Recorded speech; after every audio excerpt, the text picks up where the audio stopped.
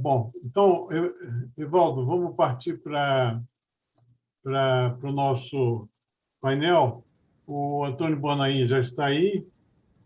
O Bonain é fundador do Fórum do Futuro, ele é economista da Unicamp, é um dos líderes da economia voltada para a agricultura no Brasil, e a Eugênia Lopes, que eu vou pedir para ela se apresentar. Ela também é da Universidade de Edinburgh e está colaborando conosco.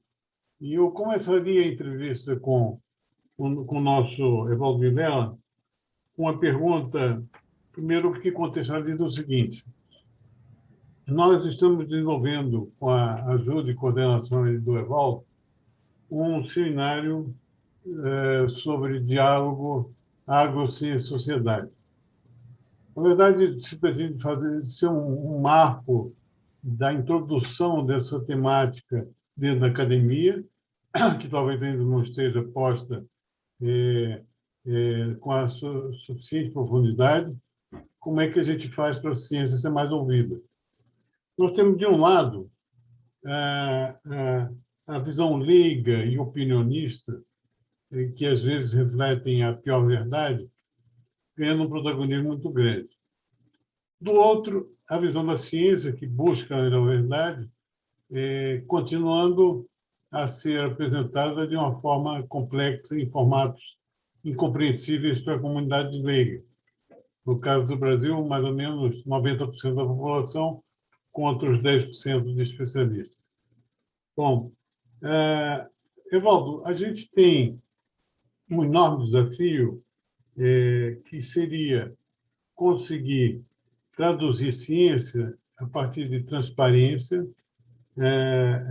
de confiança e de auditagens que permitam às pessoas checar se aqueles dados, aquelas informações convergem para a perspectiva que elas têm na sociedade.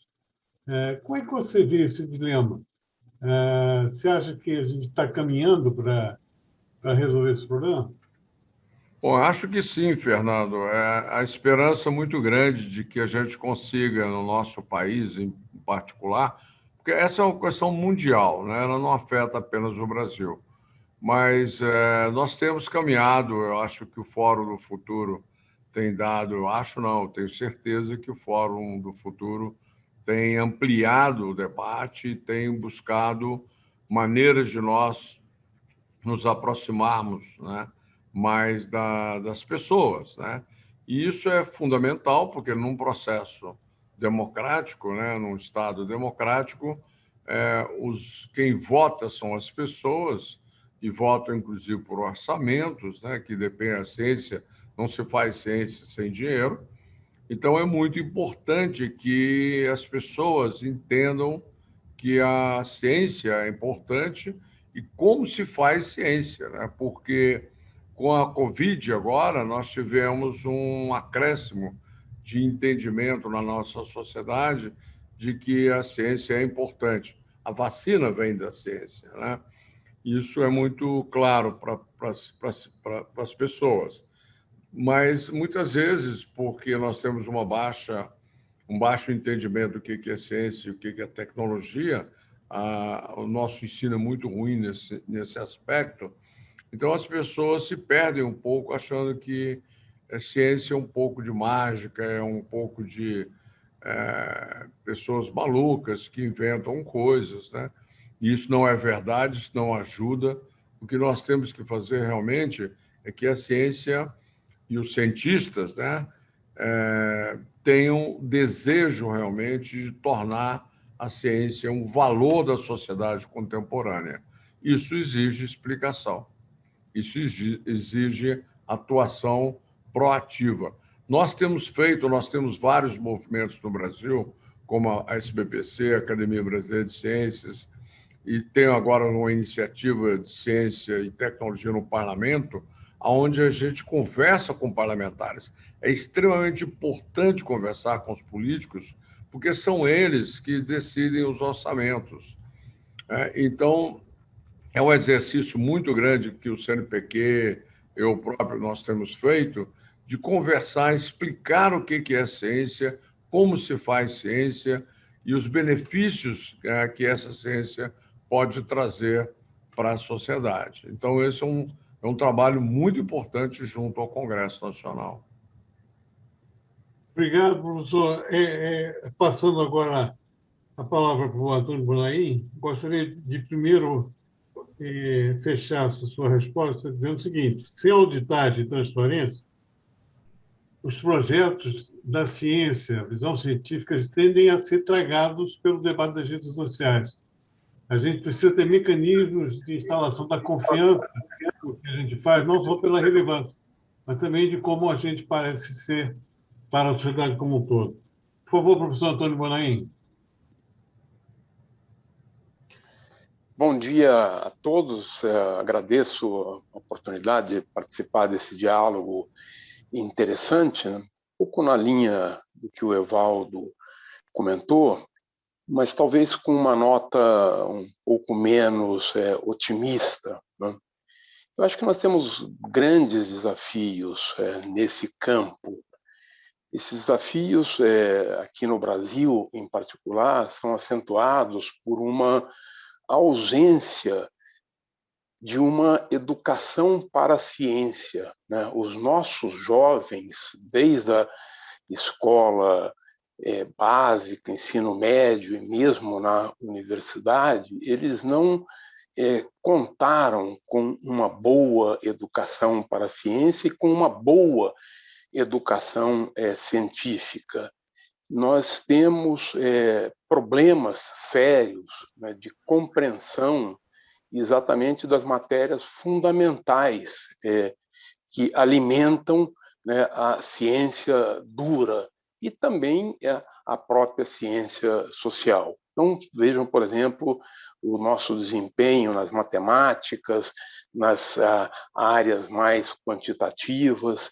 Então, nós não temos uma formação de base do brasileiro que valorize a ciência e que dê, portanto, uma compreensão adequada para que em momentos importantes como o de hoje, a ciência assuma um papel, de fato, de protagonista. Depois, nós precisamos compreender que a ciência não está livre de polêmicas. O processo científico, na verdade, é um processo de colocar em dúvida, inclusive, verdades que às vezes estão bem estabelecidas, né? Então, o processo científico é um processo dialético, é um processo de questionamento, é um processo de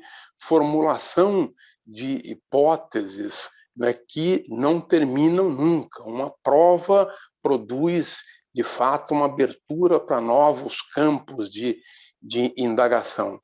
E esse processo muito rico, né, colocado em meio a um contexto dominado por um sistema de comunicação que é, ao mesmo tempo, fantástico, mas que produz notícias falsas, que produz mal-entendidos, que contribui para as polarizações. Então, o desafio que nós temos de fazer esse diálogo ciência-sociedade é um desafio monstruoso e que nós precisamos vencer para poder sobreviver como civilização, porque não resta nenhuma dúvida de que o nosso futuro depende do avanço e da aplicação da ciência. Então, a ciência precisa vencer o obscurantismo que, às vezes, aparece com mais força. Então, acho que esse diálogo que o Fórum do Futuro propõe é muito importante, viu, Fernando? E eu parabenizo vocês pela insistência em levar essa questão adiante, porque num momento como esse ganha, inclusive, uma dimensão que a gente nunca imaginou lá atrás, quando começou esse debate. Nós precisamos, sim, aumentar a transparência, criar os indicadores, mas eu não pensaria que essas evidências possam ser tragadas pela a ciência social. Eu não sei o que você quis dizer com isso, porque eu acho que quem exatamente pode prover a gente de instrumentos para fazer esse diálogo são as ciências sociais. Então, eu queria chamar a atenção que talvez nessa sua colocação muito rápida apareça uma contradição que precisa ser esclarecida. Você está sem som. Você tem toda a razão, Boninho, mas eu me referi às redes sociais, né? E não às redes sociais. Aliás, elas são o instrumento fundamental dessa conexão. Eu quero só lembrar que, na construção desse seminário, que deve ser no começo de setembro, tem uma contribuição da Unicamp muito boa, da Márcia Azevedo, editora da revista, que ela fala exatamente sobre educação básica. Ela lembra que, melhor que qualquer Facebook, Instagram, nós temos 12 anos de educação básica, com 6 horas por dia, onde as crianças podem ser treinadas a enxergar a ciência de uma maneira diferente. Eu passo agora, depois a gente pode voltar a falar sobre isso, quando o Evaldo sair, para deixar a oportunidade da nossa Eugênia Rodrigues fazer uma pergunta para o Evaldo. Eugênia, se apresente, por favor. Bom dia e obrigada, antes de mais, por poder participar neste seminário. Fascinante. Eu tive em algumas apresentações de ontem, não pude estar em todas, mas assisti a algumas, aprendi imenso e de facto o tema é de uma atualidade fundamental para todos os países, para o mundo inteiro, e portanto os meus parabéns também pela iniciativa e a toda a organização, que eu acho que tem corrido muito bem e o tema é da maior relevância. Em relação a colocar uma pergunta, eu não sei tanto se tenho uma pergunta para colocar, eu gostaria apenas mais de fazer um comentário em relação àquilo que Evaldo disse. Eu penso que eu pegaria no ponto que referiu sobre o diálogo que é preciso também estabelecer com quem faz política, quem tem o poder decisório. Eu penso que esse é um ponto muito, muito importante, porque os cientistas, claro que têm toda a responsabilidade, a enorme responsabilidade de construir o saber que se quer aplicar na prática nas sociedades e para resolver todas estas questões que têm que ver com a produção de alimentos, que é uma questão crucial para toda a humanidade no momento em que vivemos. Mas quem tem o poder de decidir em termos de políticas a implementação de facto dos políticos, e esse diálogo tem que existir também. Portanto, o diálogo tem que ser diálogo ciência-sociedade, mas a sociedade aqui vista de facto desta maneira mais abrangente para incluir todos os atores. Portanto, desde as crianças na escola, não é? A educação a que são sujeitas, os produtores que estão lá nos locais, nos vossos biomas identificados, não é? Até chegar aos políticos, portanto, passando toda uma série de atores sociais. E os políticos têm um papel fundamental na implementação dessas políticas. E, portanto, eu queria sublinhar apenas e dizer que esse ponto merece toda a importância neste diálogo que se quer estabelecer, porque para implementar e transformar as práticas existentes, e ontem, nas intervenções de ontem, houve exemplos belíssimos de iniciativas que podem produzir, e já estão a produzir frutos e a ter resultados muito, muito bons. Portanto, isso para mim é claro. mas é preciso chegar, de facto, aos políticos, no sentido de... enfim, eu queria também aproveitar, só para dar o exemplo, que de facto esse diálogo aqui também no Reino Unido também existe. No Parlamento, seja no Parlamento local aqui da Escócia ou no Parlamento da Inglaterra, existem gabinetes, existem organismos perfeitamente estabelecidos para que se possa fazer esse diálogo entre os cientistas e os políticos. Portanto, apenas para dar esse apoio a esse lado do diálogo, que também é crucial. E muito obrigado pelo seu comentário inicial. Bom, Evaldo, eu pediria que você resumisse, antes de ir embora, as respostas ao Bonain, que coloca a questão da educação básica, e a da Eugênia, que traz um assunto muito importante também, que é o esclarecimento horizontal. A gente tem que traduzir para os políticos, os tecnocratas, para os empresários, para cada setor, o esclarecimento do significado da ciência quando aterrissado no controle administrativo, nos tribunais de controles, o esclarecimento da contribuição da ciência. Então, eu diria que vocês juntassem os dois temas para encerrar a sua participação, depois a gente continua.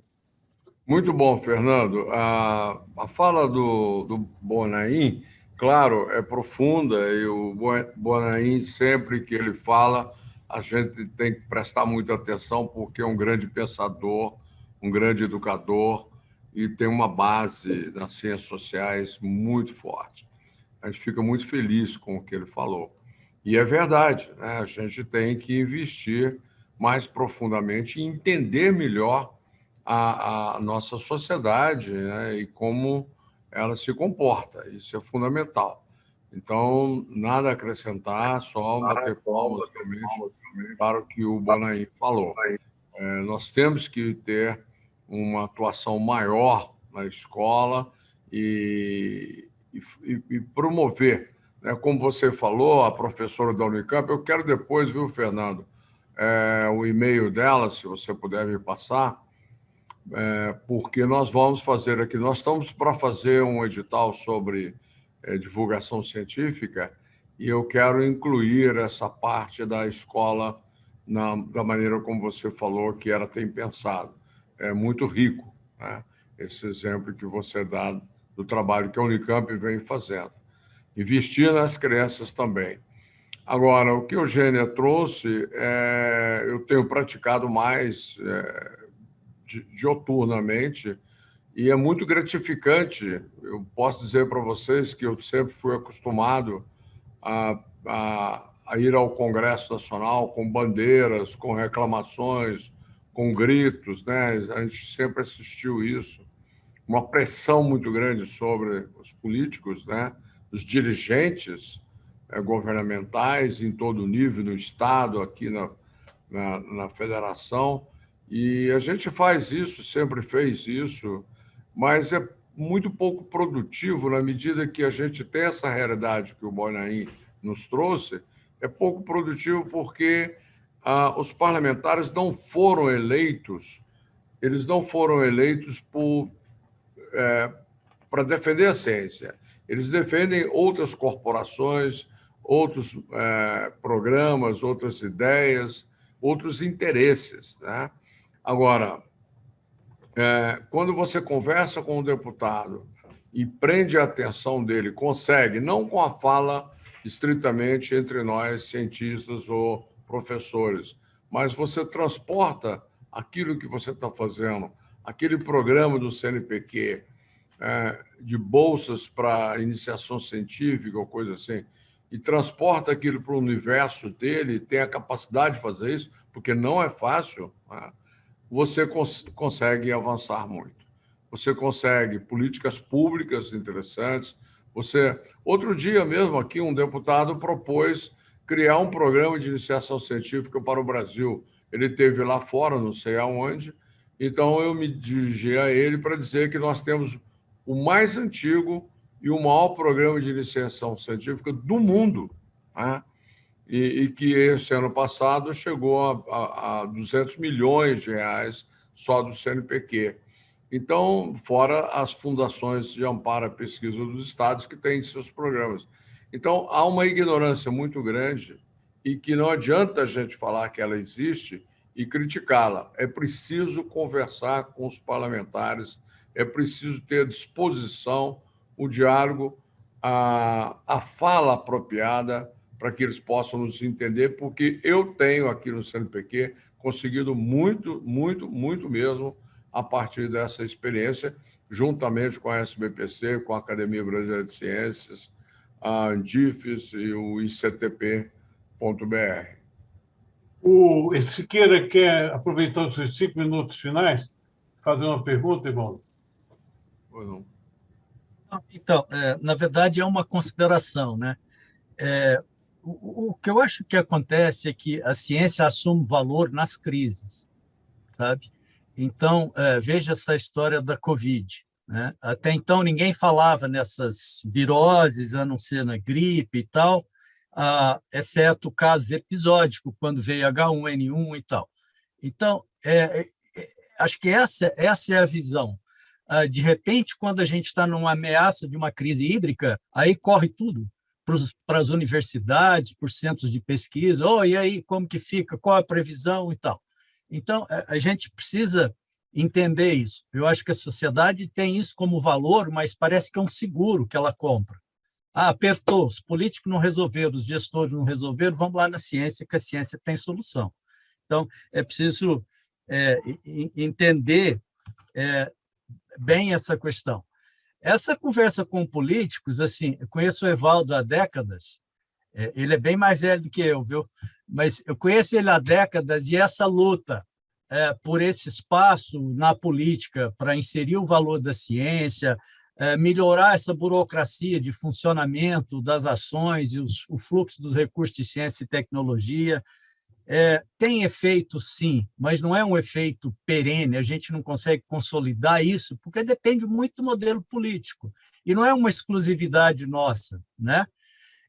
Veja a NSF nos Estados Unidos, quando o regime é democrático, está na mão dos democratas, ela tem um bruto orçamento, tem alta prioridade. Mudou, parece que nem existe, né? Passou em branco o mandato do Trump, por exemplo, né? Então, acho que isso é um processo dinâmico, é uma luta constante. O que nós temos que fazer é trabalhar de tal maneira que esse desalento dos cientistas e da pesquisa e do processo de formação de recursos humanos para a ciência, para a sociedade, não se perca nesses momentos de crise. E não perde, né? A ciência brasileira tem uma resiliência muito forte. Até saiu uma matéria aí 2 dias atrás, ressaltando isso. Apesar da falta de recursos, a ciência está aí e está produzindo. É lógico que tem um efeito residual aí. Se isso permanecer por muito tempo, o impacto é muito grande, né? Mas é uma luta constante. Mas eu não tenho ilusão que a gente vai conseguir pôr isso no alto da prioridade para a sociedade como um todo e para os políticos. Por isso, a gente tem que ter gente sempre aí disposto a lutar por isso, como vem fazendo a SBPC, como vem fazendo a própria Academia Brasileira de Ciências, que é um fórum permanente e importante e bem estável nessa defesa, né, Evaldo? Então, é isso. O Evaldo, mas quando sair, eu te pediria para fazer uma conclusão, depois a gente volta a falar. Tá bom, mas é isso, é para uma reflexão, assim, é verdadeira essa ideia minha de que ela assuma esse valor nos momentos de crise? Evaldo. Ok, muito obrigado. Então, quero aqui cumprimentar todos que estão conosco aí acompanhando. Vejo aqui o Durval e muitos outros, né, que estão conosco aqui. Muito obrigado pela oportunidade e vamos continuar caminhando aí, porque tem muito trabalho para ser feito, o Fórum tem ajudado muito, e é o nosso Alisson Paulinelli, nosso professor, ex-ministro, que nos empolga tanto com a sua determinação, com a sua visão, e a gente está aqui por conta, inclusive, do esforço que ele tem feito, né, para que o Fórum possa continuar existindo. e trazendo essa beleza desse entendimento entre nós. Só assim a gente vai conseguir melhorar, através do entendimento, né? Muito obrigado, Fernando. Eu tenho que sair agora, porque eu tenho outro compromisso, mas parabéns aí pelo trabalho. Eu volto assim que eu puder. Tá bom? Obrigado, professor. Eu vou fazer uma pergunta ao Balain, à Eugênia e ao Siqueira, que entrou na roda. Obrigado, Evaldo. Tudo de bom. Tá bom, obrigado. Que une tudo que vocês falaram. Primeiro, Eugênia, o que nos diferencia da realidade europeia, no sentido dessa comunicação horizontal? Você acha que a educação básica ajuda nisso? O sistema político, o grau de preparação dos representados politicamente? Eu vou dar só um exemplo prático. Na questão da água, que é muito cara ao ministro Fornelli, boa parte da legislação é construída com base no caudal. Há imensa quantidade de visão facebookiana do processo hídrico, porque tudo foi construído na base da impressão, da sensação que os agentes têm, inclusive reguladores, e não do fato científico. Então, o que na sua opinião, torna o sistema europeu mais eficiente? A educação básica?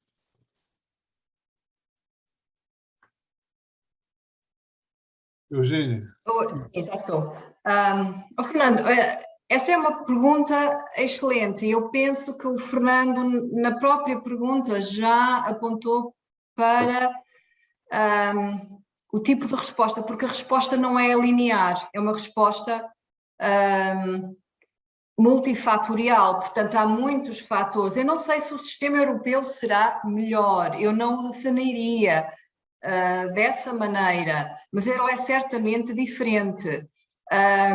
Eu penso que ao nível institucional, há mecanismos regulatórios, ou seja, o próprio sistema de governação foi criando mecanismos que permitem regular melhor o funcionamento dessas instituições. Portanto, o Parlamento responde perante os eleitores, não é? Responde perante quem votou nos parlamentares. Os cientistas têm mecanismos internos de regulação, mas também respondem ao público, porque é dinheiro público que financia a ciência e, portanto, a ciência tem que responder em termos dos resultados que vai criando. Portanto, há uma série de mecanismos que funcionam de forma integrada para criar, se calhar, um sistema que, como é que eu não sei se responsável é a melhor palavra, mas um sistema que responde, de certa maneira, às necessidades de todos, da sociedade em geral. Agora, isto não era assim até há bem pouco tempo, não é? Até há bem pouco tempo, como o colega António Baunen, peço desculpa se não pronunciei bem o apelido, referiu, a ciência é muito controversa e dá origem, por vezes, a aplicações que não são as melhores, não é? Portanto, faz parte do próprio sistema científico haver incerteza e, às vezes, haverem resultados que não são os melhores.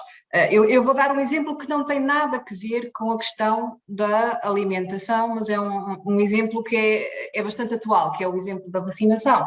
Portanto, houve aqui no Reino Unido uma controvérsia enorme, que é conhecida mundialmente, há 2 décadas, sobre a questão das vacinas, o que levou a muito, porque foi publicado um artigo científico que levantava sérias dúvidas sobre a eficácia de uma série de vacinas, e isso levou a que muitos pais deixassem de vacinar os seus filhos, por receio de consequências nefastas. Portanto, ainda hoje, várias décadas depois desse artigo ter sido retirado e de ter sido demonstrado que aqueles resultados não eram de facto fiáveis, ainda hoje temos uma enorme resistência às vacinas, e isso também se reflete hoje no caso do Covid, em relação à vacinação, à forma como as pessoas veem ou não as vacinas. Portanto, estes processos todos de controvérsia fizeram com que alguns sistemas de alertas fossem criados e com o objetivo de regular também um pouco melhor o funcionamento da ciência, o funcionamento dos outros sistemas associados. Portanto, o diálogo ciência-sociedade aqui, de certa forma, está mais institucionalizado. Qualquer projeto científico tem que ter, digamos assim, ou tem que passar por uma série de revisões que incluem vários stakeholders, não é? Portanto, não são só os cientistas a decidir se o projeto é bom ou mau, mas há também elementos, alguns dos quais leigos, mas que têm um stake, têm um interesse naquela área e que avaliam o projeto e que decidem também, têm um papel na decisão. Portanto, esses mecanismos aqui estão mais regulados, estão mais instituídos e, de certa maneira, é mais fácil haver essa comunicação. Mas o sistema não é de todo perfeito.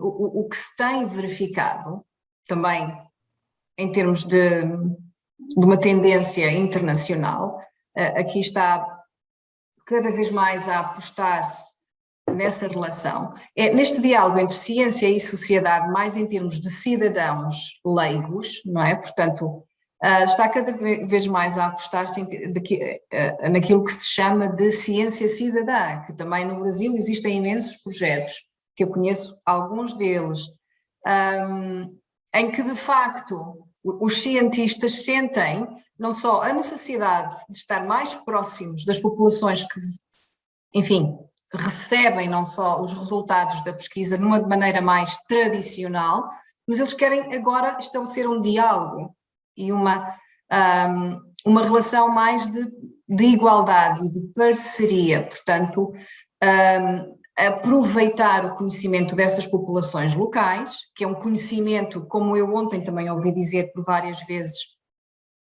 em várias palestras, é um conhecimento que tem valor, portanto, aproveitar o valor desse saber local e transportá-lo para os projetos, portanto, fazer das populações parceiros nesses projetos e nessas investigações científicas.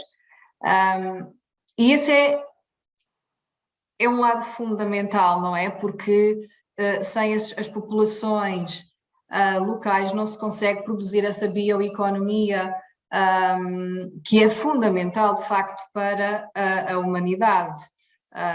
Eu queria só também, continuando com este lado mais do saber leigo, foi feita há pouco tempo uma pesquisa muito interessante na Universidade de Zurique, em que ligam as línguas das populações indígenas, portanto, das populações locais, em todo o mundo, portanto, não estamos só aqui agora já a falar do Brasil, não é? Mas as populações locais ligam essas línguas locais ao saber das plantas medicinais. E a conclusão a que chegaram foi que, com a perda dessas línguas, portanto, porque as línguas locais tendem enfim, a desaparecer, não é? Fruto de vários fatores, perde-se também todo o saber que está associado às plantas medicinais. Eu achei, quando vi este estudo, achei muito interessante, precisamente para o contexto deste seminário, não é? Porque uma das dimensões dessa bioeconomia e dessas bioeconomias associadas aos biomas brasileiros passa precisamente por todo este saber ligado às plantas e aos benefícios que delas se podem retirar e que se pode perder, muito simplesmente por se perder a língua, não é?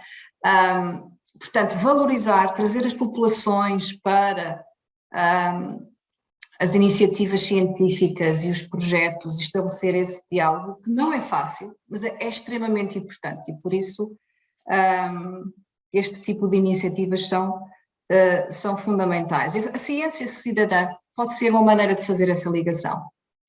Portanto, eu não sei até que ponto, eu não me quero alongar muito, o Fernando depois me dirá se vale a pena falar um pouco mais da ciência cidadã ou não, e é uma maneira também, a ciência cidadã, de aumentar a confiança, que é preciso sempre construir, não é? Porque a confiança na ciência é frágil, basta haver uma pequena falha, um pequeno lapso, e a confiança que existe no sistema científico desmorona, não é? É muito fácil.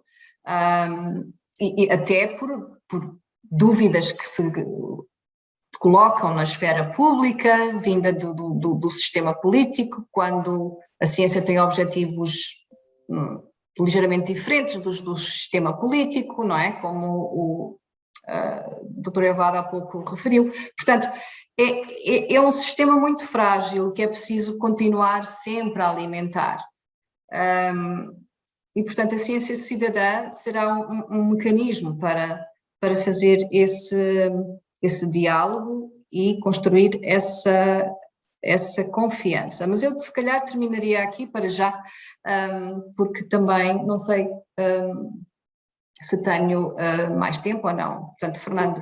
Eu prefiro pegar as suas considerações e fazer uma pergunta para o Anaim, talvez queira.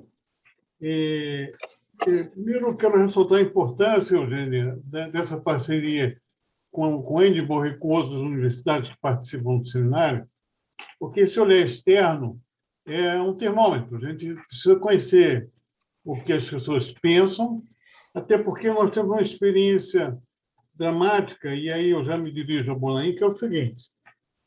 Por exemplo, nós temos visto nos contatos com a Noruega, com a Europa, com os Estados Unidos, que se fala muito em combater o consumo de carne e nunca se leva em consideração a carne carbono neutro.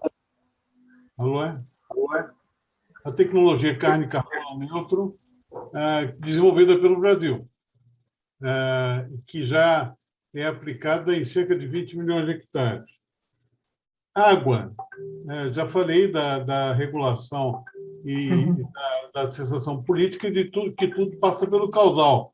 E o nosso mestre Paulinelli ensina que, se você não conhecer a disponibilidade de água subterrânea, de solos, nas recargas, você não vai poder fazer uma política hídrica. E nas últimas conversas, ficou claro que, na visão de alguns, da opinião pública europeia, em relação a nós usaríamos 70% da água do mundo para a agricultura, que é um equívoco abissal. A água atravessa a agricultura, ela não é consumida pela agricultura. O último item seria a questão da sustentabilidade da agricultura no Cerrado, que também é super questionada, apesar de nós termos uma excelência indiscutível em agricultura tropical e de nossos cientistas terem contatos com seus pares respectivos na Europa e no mundo todo. Ou seja, informação não basta para mudar a regra do jogo. O que você acha, Bonet? Fernando, obrigado. Eugênia, parabéns pela sua intervenção. Achei que você levantou pontos muito importantes. E eu acho que a minha reflexão começa a partir do que comentou a Eugênia. Esse exemplo que ela nos deu da vacina na Inglaterra, e que, na verdade, é mais geral, né, ilustra como os indicadores, ainda que sejam os mais objetivos, transparentes e sólidos, eles não são por si só suficientes para convencer e para gerar consenso em torno deles. Ora, as evidências científicas, as evidências de vida da importância da vacina são absolutamente incontestáveis, né? Mas ainda assim a gente vê um número significativo de pessoas que recusam a vacina. Inclusive, eu comentei, lendo jornais aqui no final de semana, de uma manifestação importante na Inglaterra, pública, de gente na rua, contra a vacina.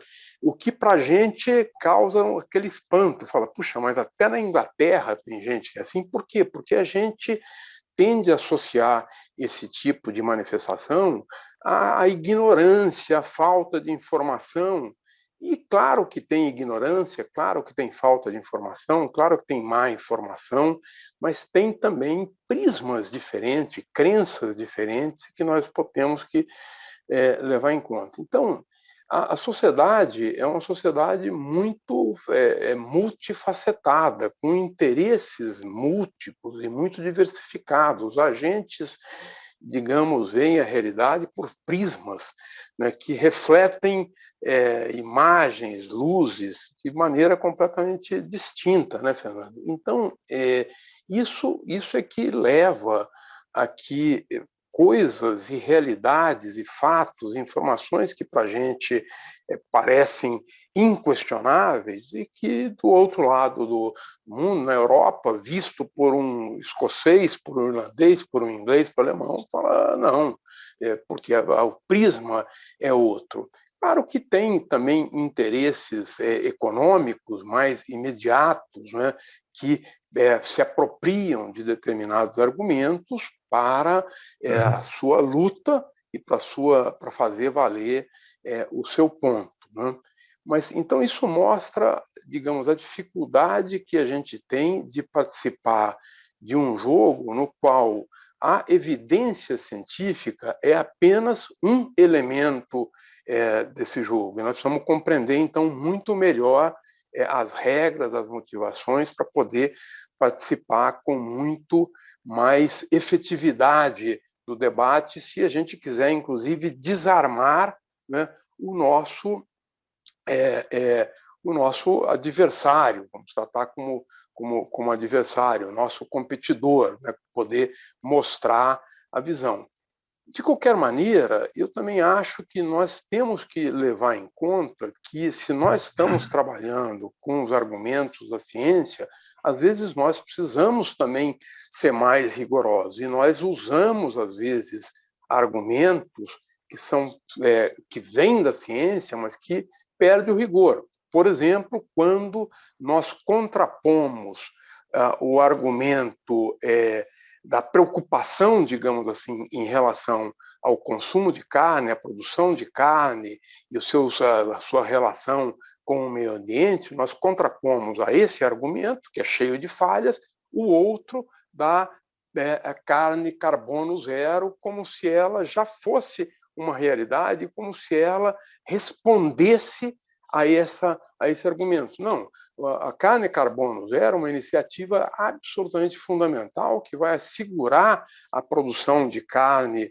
do Brasil no futuro, mas ela é uma realidade que está apenas começando, né? Em que ela tem muito para avançar, para ela se transformar em algo que se possa contrapor. Então, aqui, por exemplo, no argumento esse da carne, né, a gente acaba lidando com um questionamento que é cheio de falsidades, com um outro argumento que também é interessante, mas que também está cheio de imperfeições, né? Então, eu acho que esse debate é um debate que nós precisamos compreender melhor as motivações dos vários agentes, os vários pontos de vista, para poder intervir com mais qualidade. Mas esse é um debate onde o indicador científico, as evidências ciências, né, ele é apenas um elemento do debate. Né? Esse debate, digamos assim, comporta muitos outros pontos de vista que nós precisamos compreender. Por quê? Porque a verdade, no final das contas, né, são várias. Né? A gente tem uma, mas cada agente vai olhar de uma maneira distinta aquela realidade e vai interpretar segundo os seus próprios interesses, segundo sua própria visão, sua própria cultura. Então, eu acho que nós estamos no caminho certo, né? Mas nós precisamos ainda compreender melhor essa relação entre os nossos argumentos, né, que são baseados na ciência, principalmente no caso da agricultura, com, digamos assim, o contexto do debate, para ser mais efetivo. Ok, professor. Excelente essa argumentação. Eu passo uma pergunta para o Oswaldo Siqueira, usando essa sua ponderação. Na verdade, o que eu me referi com carne carbono neutro é que ela nunca está presente no debate. Nós temos enormes desafios para ampliar esse conceito. O professor Durval Dourado traz a hipótese de dobrarmos, ou mais que dobrarmos, a produção de alimentos sem desmatar, mas isso não está no debate global, principalmente. O Brasil tem condições científicas, estratégicas de resolver isso, só que não é considerado. Por exemplo, e aí eu faço a minha pergunta para o Oswaldo. A última debate com a Noruega, com o ministro Adson Polinelli, o título do debate, mais ou menos, que encaminhava para a seguinte questão. A agricultura tropical sustentável que foi desenvolvida no Brasil nos anos 70 foi uma maldição ou uma bênção. Ou seja, nós aqui dentro da comunidade científica sabemos que isso foi sustentável, mas isso é claro que não está patente para os interlocutores lá fora, no nível da macro-opinião pública. Como é que você vê esse desafio, Siqueira? Eu te pediria que fosse curto e grosso para eu dar 5 minutinhos para o ministro Polinelli e encerrar esse debate. Um mega desafio, porque não acho que, como foi dito aí com bastante clareza, a evidência científica é só parte desse processo.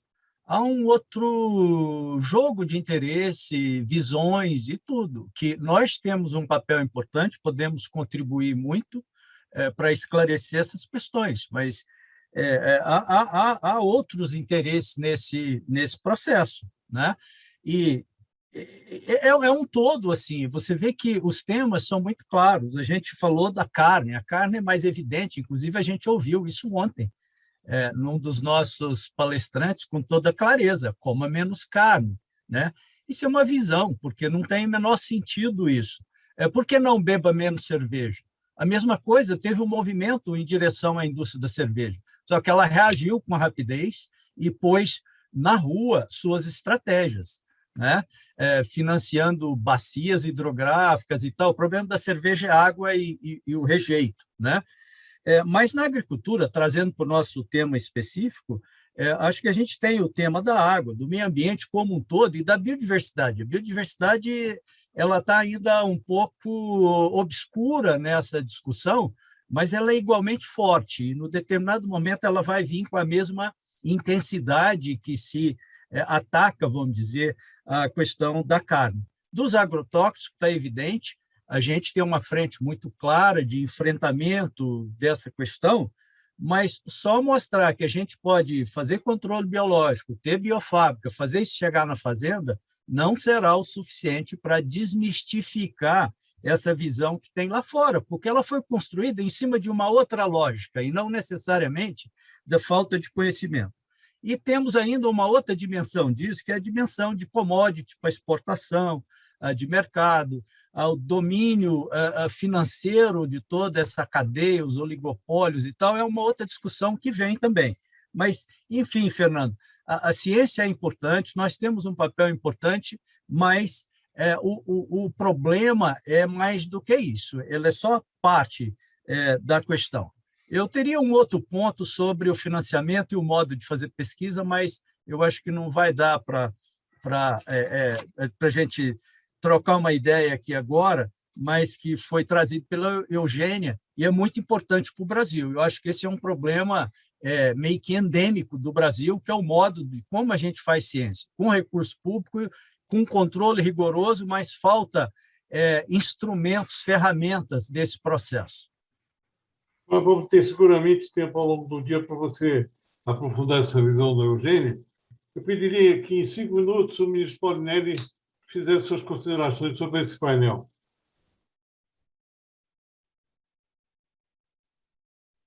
Aproveitando para agradecer a presença do ministro Paulo Haddad e do reitor José Scofolo. Ministro Paulinelli, não está ouvindo, ministro? Professor, você está com o microfone desligado.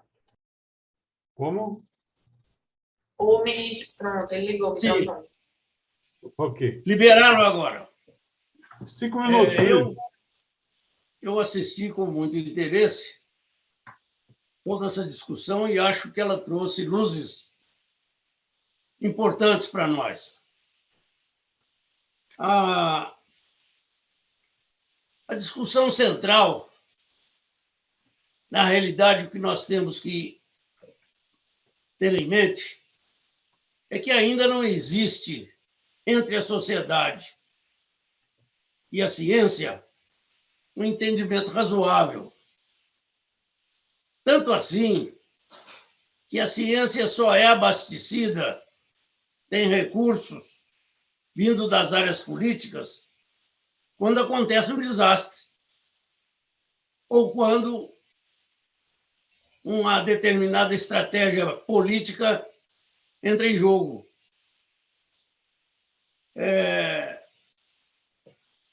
Nós temos citados aqui o caso específico do moonshot americano. Os Estados Unidos começou a sentir que estava perdendo a liderança em determinadas áreas e resolve fazer um plano baseado na educação, na ciência e na tecnologia para passar à frente. E o objetivo dele foi colocar o homem no mundo, na Lua. E isto lhe custou muito, mas lhe rendeu muito também. A nossa situação não foi muito difícil, muito diferente aqui no Brasil. A ciência na área agrícola só foi interessante para nós o dia que a tese malthusiana passou a ser vitoriosa, o mundo temperado não deu condições de um abastecimento lógico, os alimentos dobraram ou triplicaram de preço na década de 60, e o Brasil, como importador, começou a ter problemas. De um lado, a alimentação, a família média brasileira chegava a gastar a metade de todo o seu salário só em alimentação. É mais ou menos a situação que vive hoje Bangladesh.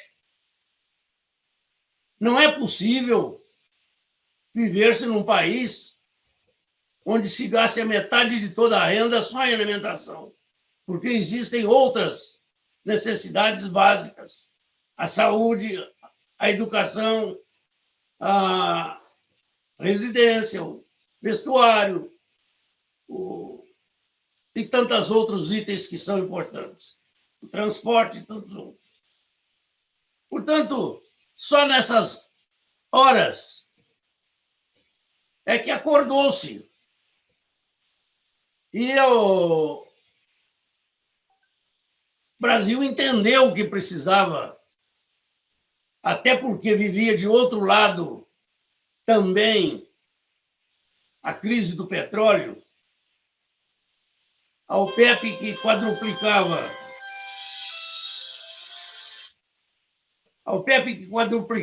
o preço do petróleo, e nós éramos importadores, 80% do que consumíamos era importação, nós entramos numa crise sem precedente.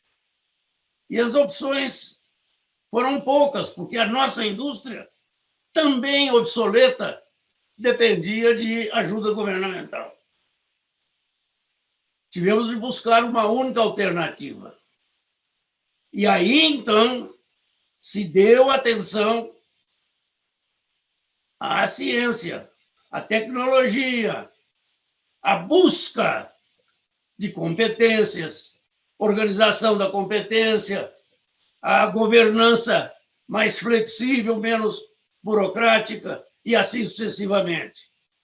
Como também se montam projetos públicos para a utilização dos efeitos e as inovações da ciência. Isso, passada a crise, nós verificamos que 7 anos depois que o Brasil tinha resolvido o seu problema na área alimentar, o primeiro aperto que se teve por má administração financeira foram exatamente os órgãos que tinham sido beneficiados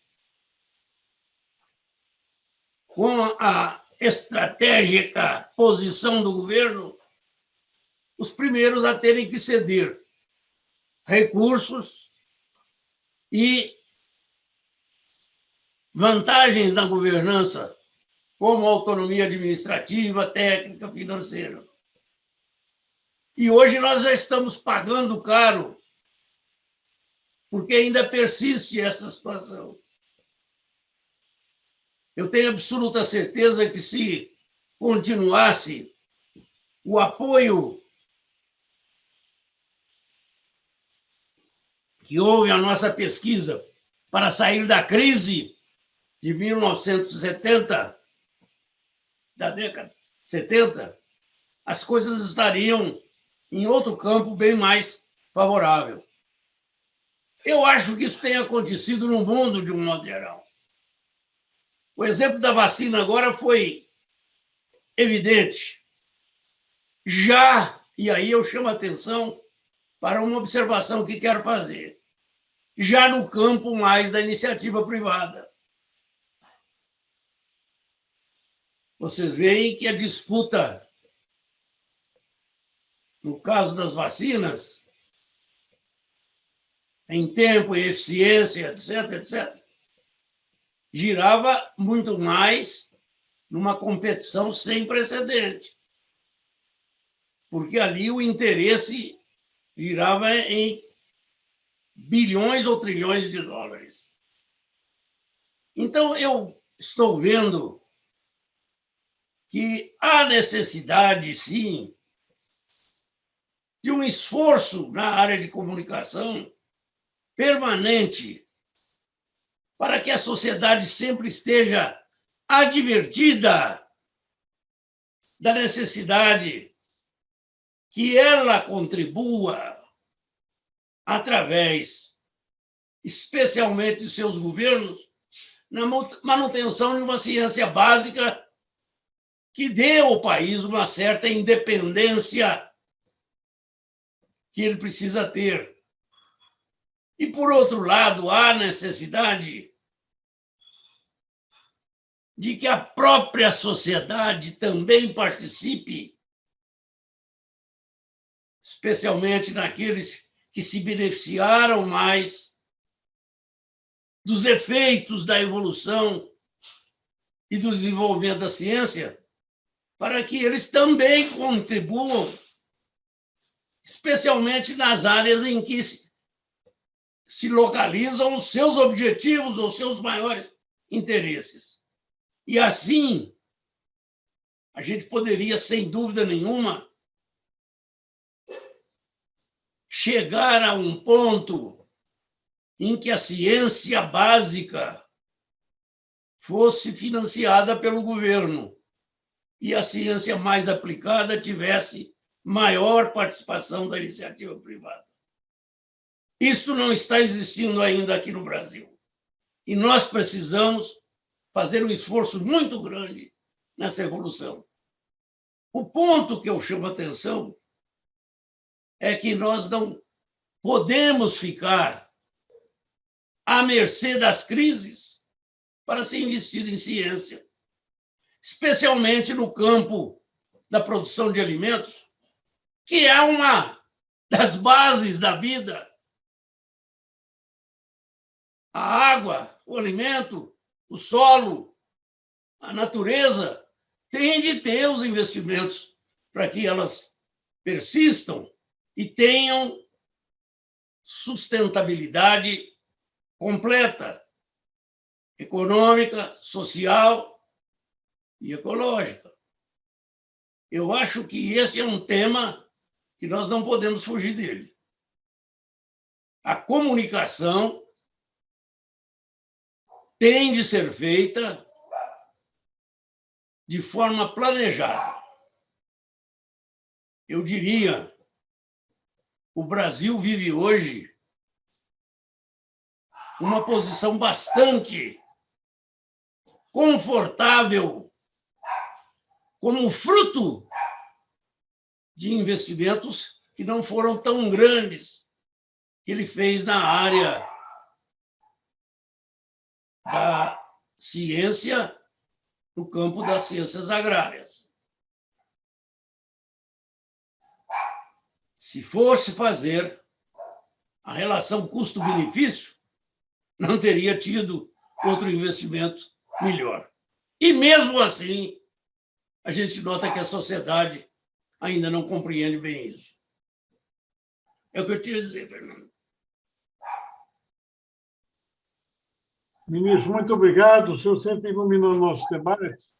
Então, eu já convido a Eugênia e o Bonaim, Carlos Siqueira, nosso gestor, vai estar sempre presente, para o seminário que a gente vai fazer em dezembro, para o Bonaim dizendo o seguinte, suas provocações históricas, tendo fora do futuro, são a porta que a gente tem para trazer as ciências sociais, para além da visão crítica, que sempre irriga o debate, para uma visão participativa, proativa, colaborando na solução.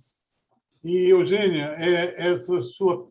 a gente convoca para uma permanente interação até setembro, para a gente ir construindo um bom debate em favor de uma melhor visão da ciência, do processo científico na sociedade. Eu agradeço a todos vocês.